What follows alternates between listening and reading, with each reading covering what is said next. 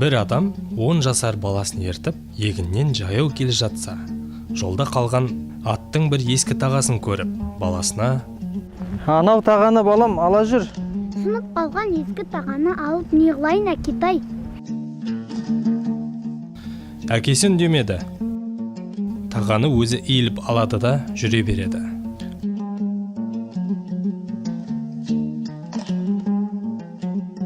Қаланың шетінде темірші ұсталар бар екен.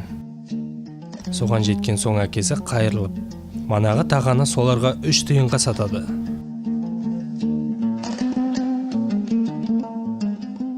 Одан біраз жер өткеннен соң, шие сатып отырғандардан ол 3 тиынға бірталай шие сатып алады.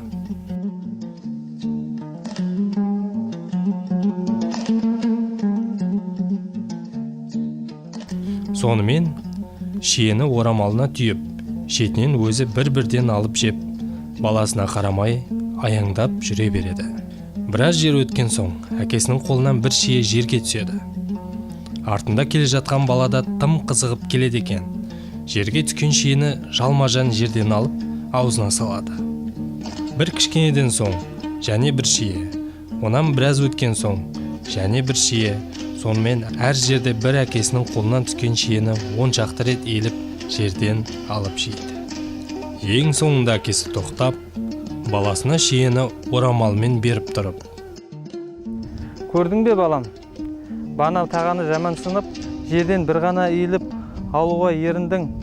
Енді сол тағаға алынған шиенің жерге түскенін аламын деп, бір еңкеудің орнына 10 рет еңкейдің.